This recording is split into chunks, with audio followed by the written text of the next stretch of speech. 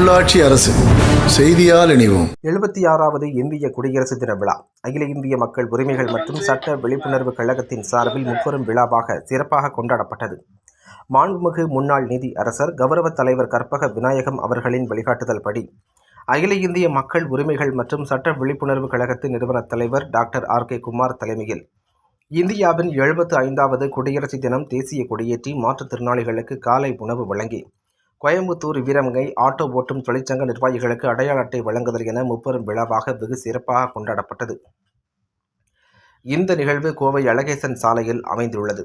ஸ்ரீ கார் டெக்கஸ் அலுவலகம் முன்பு தமிழக அரசின் சிறந்த சமூக சேவகர் விருதினை பெற்ற சுதந்திர போராட்ட தியாகியின் மகள் கோதனவள்ளி சிறப்பு விருந்தினராக கலந்து கொண்டு தேசிய கொடியேற்றி கோயம்புத்தூர் வீரமங்கை ஆட்டோ ஓட்டும் தொழிற்சங்க நிர்வாகிகளுக்கு அடையாள அட்டை வழங்கி விழா சிறப்புரையாற்றினார்.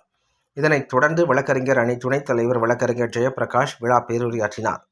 இதனைத் தொடர்ந்து மாற்றுத்திறனாளிகளுக்கு காலை சிற்றுண்டியை தேசிய மகளிர் அணி தலைவி லதா அர்ஜுன், மாநில தலைவர் ராஜேஷ்குமார், மாவட்ட தலைவர் டாக்டர் ராதாகிருஷ்ணன், முன்னாள் வட்டார போக்குவரத்து அலுவலர் மாவட்ட துணைத் தலைவர் கிருஷ்ணசாமி, சமூக ஆர்வலர் ராஜசேகர் ஆகியோர் வழங்கினர். இந்த விழாவில் மாவட்ட தலைவர் ரமேஷ்குமார் விழா ஏற்பாடுகளை மேற்கொண்டார்.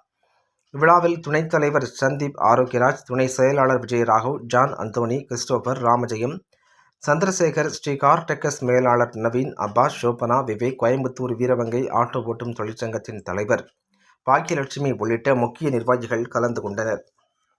அனைவருக்கும் காலை வணக்கம். 76வது குடியரசு தினத்தன்று உங்க எல்லாத்தையும் பார்க்கறதுக்கு எனக்கு ஒரு வாய்ப்பு கொடுத்த குமார் சார் அவர்களுக்கும் இந்த அமைப்புக்கும் நம்ம ஜேபி சார் அவர்களுக்கும் நன்றி. மற்றும் இங்கே காலையிலேருந்து வெயிட் பண்ணிருக்கீங்க. சாரி, கொஞ்சம் லேட் ஆயிடுச்சு. எங்க ஏரியால நான் 26வது வருஷத்து தலைவி. இப்போ அந்த ஏரியாவுக்கு நான் கொடி ஏற்றிட்டு வரணும் அப்படிங்கிறதுனால எல்லாம் ரெடியா இருந்தாங்க. முடிச்சுட்டு வந்திருக்கோம். இந்த குடியரசு தினத்தை நம்ம இவ்வளவு தூரம் இன்னைக்கு சிறப்பா ரொம்ப சந்தோஷமா இருக்கு. முஸ்லீம், இந்து, கிறிஸ்டின் என யாருமே பாகுபாடு இல்லாம நம்ம இந்த இடத்துல நிக்கிறதுக்கு ஒரு உரிமையை கொடுத்துருக்காங்க அப்படின்னா அதெல்லாம் நம்மளுடைய முன்னோர்கள் நிறைய பேர் இதுக்காக உழைச்சிருக்காங்க, சுதந்திரத்துக்காக பாடுபட்டிருக்காங்க. அதுல பல தியாகிகள் தெரியாமே இருந்தாங்க. நம்ம கோயம்புத்தூர் மாவட்டத்தை பொறுத்த வரைக்கும் இப்ப ஒரு 150-155 தியாகிகளை நாங்க கௌரவிக்கிறதுக்காக அவங்க வாரிசுகளை கூப்பிட்டு ஒரு புக் ஒண்ணு ரெடி பண்ணிருக்கோம். அதுக்கு நீங்க எல்லாரும் இதே போல எல்லாரும் வரணும். வர செவ்வாய்க்கிழமை அன்னைக்கு மத்தியானம் 3 மணிக்கு போலீஸ் கம்யூனிட்டி ஹால்ல நம்ம போலீஸ் கமிஷனர் வராரு, கார்பரேஷன் கமிஷனர் மற்றும் இவரெல்லாம் சார்லாம் எல்லாருமே வராங்க. நாங்க அதை ரொம்ப சிறப்பா செய்துட்டு இருக்கோம். அதை நீங்க எல்லாருமே இருந்து தொடங்கி வச்சு கொடுக்கணும். இந்த குடியரசு தினம் கிடைச்சிருச்சு, சுதந்திர தினம் கிடைச்சிருச்சுன்னு சொல்லிட்டு நம்ம இருமாப்போட இருக்கக்கூடாது. நம்ம இன்னும் மேல உழைக்கணும், செய்யணும். நம்ம முதல்ல படிப்பு கொடுக்கணும். நல்ல படிப்பையும் நல்ல அறிவையும் நல்ல ஒழுக்கத்தையும் நம்ம கற்றுக் கொடுத்தாலே அந்த குழந்தைங்க எங்கேயோ போயிடுவாங்க. நமக்கெல்லாம் எந்த விதத்திலையும் தொந்தரவு வைக்க மாட்டாங்க. இப்ப ஒவ்வொரு குழந்தையும் படிக்கிறதுக்காக தான் நம்ம மாநில அரசு, மத்திய அரசு எல்லாருமே எல்லா விதத்திலையும் நிறைய சலுகைகள் செய்து வராங்க.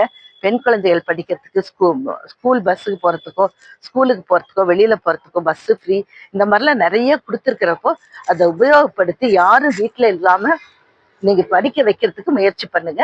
எவ்வளவு தூரத்துக்கு அவங்க மேல படிக்கலாம்.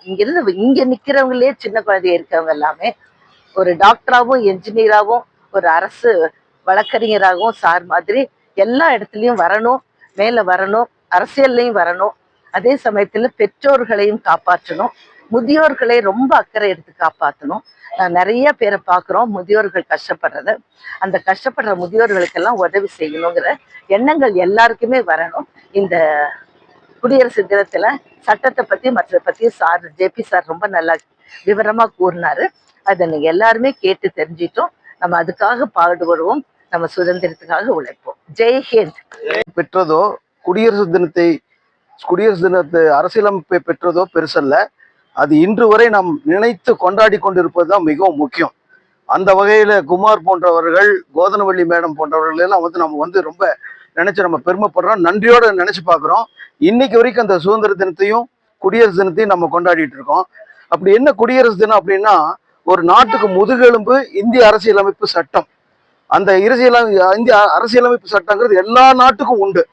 அதே போல நம்ம இந்தியாவுக்கும் இந்திய அரசியலமைப்பு சட்டம்னு ஒண்ணு இருக்கு. 1950 ஜனவரி 26 அன்று அது கொண்டு வரப்பட்டது. அதன்படி இந்தியாவுக்கு இறையாண்மையை பாதுகாப்பது, மதசார்பின்மை, ஜனநாயகம், எல்லோருக்கும் ஓட்டுரிமை, பேச்சு உரிமை, எல்லாரும் எல்லா இடத்துல போய் வியாபாரம் பண்ணலாம், எல்லாருக்கும் கல்வி, எல்லாருக்கும் உணவு, எல்லாருக்கும் உடை கிடைக்கணுங்கிறது தான் அது. அதுக்காகத்தான் ஏற்படுத்தப்பட்ட அந்த சட்டம். அதன்படி 3 அமைப்புகளுக்கு அதிகாரம் கொடுக்கப்பட்டது. ஒன்று மாநிலத்துல ஒரு அரசு அமைக்கப்பட வேண்டும், அந்த அரசுக்கு ஒரு அதிகாரம். சட்டசபை, பாராளுமன்றத்துக்கு ஒரு அதிகாரம். அப்புறம் நீதிமன்றங்களுக்கு ஒரு அதிகாரம். 3மே சரிசமமா கொடுக்கப்பட்டது. ஒருத்தன் ஜாஸ்தி போனா இன்னொருத்தர் தட்டுவார், இன்னொருத்தர் ஜாஸ்தி போனா இன்னொருத்தர் தட்டுவார். அப்படித்தான் அப்படி கொடுக்கப்பட்டிருக்கு. அதுக்காக அமைக்கப்பட்டது அந்த இது. இன்று வரை அந்த அமைப்பின் அந்த அரசியலமைப்பு சட்டம் தான் ஒரு முதுகெலும்பு மாதிரி நாட்டுக்கு நம்மளை காப்பாற்றி வருது. எல்லாரும் நம்ம இன்னைக்கு நின்று கூடி இருந்து எல்லாரும் சமம்னு நம்ம நினைக்க வைக்கிறது அந்த அரசியலமைப்பு சட்டம் தான். அந்த நாளை கொண்டாடுறது தான் இன்னைக்கு கொண்டாடிட்டு இருக்கிறோம். அதன்படி இன்னைக்கு ஒவ்வொரு மாநிலத்திலையும் சரி, ஒவ்வொரு அகில இந்திய அளவிலையும் சரி, மாவட்ட அளவிலையும் இது கொண்டாடுவாங்க. பிரதமர் கொடியேற்றுவாரு, ஜனாதிபதி கொடியேற்றுவாரு, மாநில முதல்வர் கொடியேற்றுவாரு, போலீஸ் அதிகாரிகள் கொடியேற்றுவாங்க, மாவட்ட கலெக்டர் கொடியேற்றுவாங்க, கோர்ட்ல கொடியேற்றுவாங்க. நம்மளுடைய நாட்டுடைய பலத்தை காட்டுறதுக்கு கலாச்சாரத்தை காட்டுறதுக்கு டெல்லியில ஒரு பெரிய பேரணி நடக்கும். அதுல நம்மளுடைய இராணுவத்துடைய பலம், நம்ம கலாச்சார பலம், அதெல்லாம் அதுல காட்டப்படும். அதனால நம்ம நாட்டை நம்ம பெருமையா நினைச்சு இன்றைய தினத்தை நம்ம கொண்டாடுறதுக்கு இந்த ஏற்பாடு செய்த குமார்ஜி அவர்களுக்கும், இங்க வந்திருந்து ஏற்றுக்கொண்ட கோதனவழி அவர்களுக்கும் மற்றும் இங்க வந்திருக்கிற அனைத்து பேர்களுக்கும் நன்றி தெரிவித்துக் கொண்டு முடிக்கிறேன்.